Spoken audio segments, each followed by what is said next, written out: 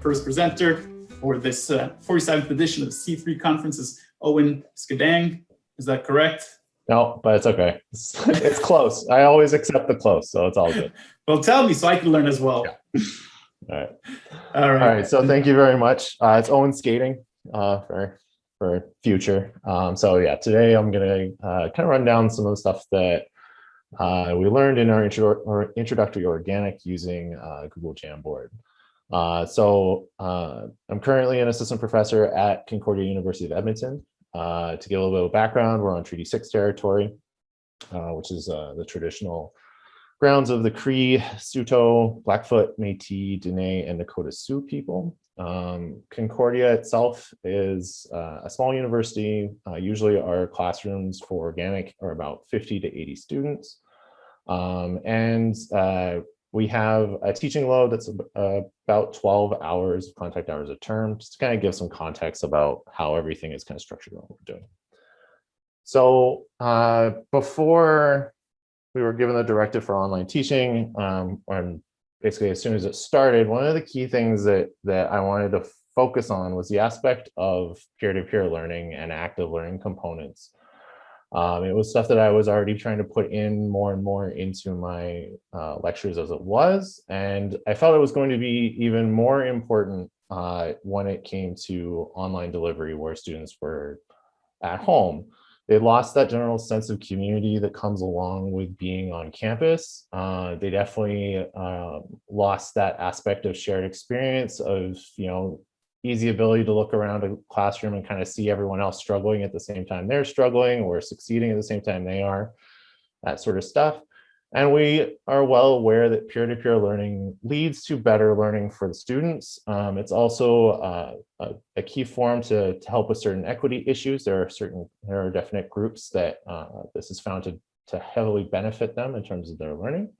And so these were all things that were in the forefront of when I was trying to kind of design how Introductory Organic was going to go this term. So some of the challenges are likely pretty obvious. This is a drastically different way of delivering for most of us at the time. A big issue at hand was asynchronous versus synchronous delivery. We were heavily pushed to explore asynchronous designs of our class. That is worthy of a whole different discussion after the fact. But within this, I felt there was a strong underlying push from students to have passive learning even more so than they already would. An over-reliance on pre-recorded videos that they might just hit play on and then kind of scroll around on their phone the entire time. A lack of ability to kind of have that sort of person hanging out with them to kind of keep them on top of stuff. And some of the other major things are stuff like formative feedback. We really wanted to increase the amount of formative feedback that we can have throughout the term, but this suddenly became something that just massively increased in the amount of time. So in a regular classroom, that would allow me to just be able to walk around and kind of give a quick little head nod saying like, yeah, you're on the right track, or like, think about this, so on and so forth. But now suddenly this started taking up a huge portion of my time to individually be responding to students on a regular basis. And a core aspect of organic is drawing. And so now suddenly there was this aspect of them needing to draw something, submit it to me analyzing it, sending it back, and then repeating. And that really just, it's a time draw, right? It's a pretty big issue, and was definitely something that was at hand as being a major problem. So in the first semester, I set up the course in such a way to try to at least give them some form of peer-to-peer learning opportunities. And so I naively, to be honest, this is a major issue, set up things in such a way that they had asynchronous group work. And the reality was that we tried to keep everything within the same learning management system. We felt that it wasn't going to be a good idea to have them across different platforms, that sort of thing would kind of stumble them up. So each week they were given a problem set that they were supposed to work in with a group. I gave them some guidelines in terms of how best to facilitate that group work, but still with the realities of asynchronous things that you need to be accommodating to other people. But what I quickly found was that students instead were just breaking up the problem set, giving each student an individual question, bringing it back together and submitting it. There was no collaboration happening. There was no discussion happening. It just became a group assignment where one person worked on question one person worked on question two, and so forth.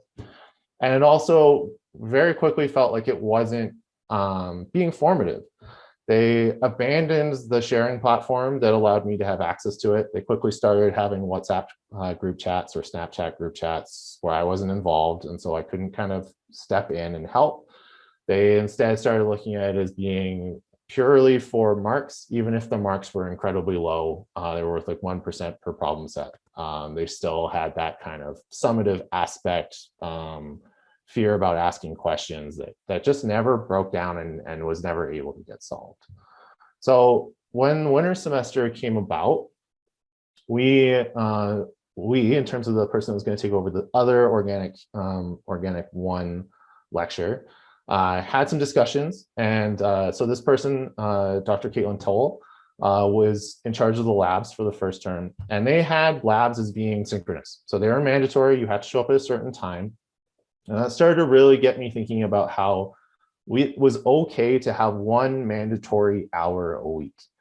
And so what we set it up to be was that on Fridays, at the end of the week, would be a problem-solving day. And then what we looked for was a platform that allowed for sharing to be done all at the same time, so that students weren't writing on a piece of paper, taking a picture, sending it to their group, so on and so forth. And within Concordia, what we were using was the Google Suite.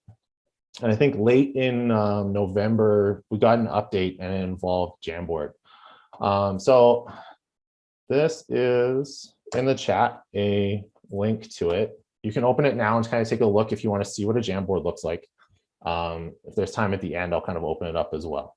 But I want to kind of talk about what the advantages of this system really ended up being. Okay. So Jamboard itself is essentially, you can view it as a collaborative whiteboard. You don't need a tablet. So if anybody's opened up that link on a computer, you can use your mouse. It leads to some pretty hilarious drawings, but you can use it. There's a lot of really built-in things within this that help. The Jamboard itself auto saves into my drive. So I set up multiple Jamboards for each individual group. Okay, it auto saved to mine. And that allowed me to very easily jump between each group. At the same time, I had them broken off into breakout rooms so that they could verbally communicate with one another while working on it. And I really enjoyed the fact that I didn't have to join each of their breakout rooms without their requests. I found that when I did do that, it tended to lead to them kind of immediately stopping what they were talking about, getting really kind of uptight, and then basically hoping for me to leave. While if I was able to jump between the Jamboards, I could leave a little note. There's sticky notes, there's little text bars. I could kind of circle something and kind of go like, are you sure about this? What's leading to you to do this? Have you considered these sorts of things? And also say, like, if you want me to discuss it more, just raise your hand and I'll come into the breakout room to do that. It also allowed for an easy observation of their thought process in real time. You weren't stuck kind of seeing just the end point. You could kind of see where they were coming at things, and be able to kind of cut off bad habits or misunderstandings early, so they can then get themselves more towards the right answers. Okay. I also employ this during seminars. So especially with Organic 2, where there was a lot of stuff like NMR. I'm not saying that this is better than polling. It's just essentially a different method of polling, allowing for drawings at the same time. I would do things like have an organic structure up, ask them to kind of circle, for instance, if you're doing NMR, circle the hydrogens that would be responsible for, say, a CH3 singlet, right? And then you can kind of see where they're kind of going in terms of their thought process. What's really nice about it too is that I refer to it as being semi-anonymous. When you join the Jamboard, you get a little letter for yourself, unless you have a Google picture. And so you're not you shouldn't be as uncomfortable with potentially having the wrong answer, right? You can kind of scribble something and nobody can kind of catch that. I felt it helped a lot of the clear messaging that's inherent within organic, where they're kind of not up to speed with the language. And it allowed for me to quickly view very common mistakes in real time, so I could kind of direct them towards better answers. The major issue, it's obvious at first, tablet is way better for drawing.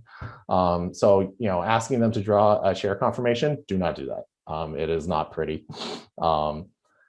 Students with only a phone couldn't really be in the breakout room and on the Jamboard at the same time. So that was a major issue that I didn't come aware of until very late in the semester.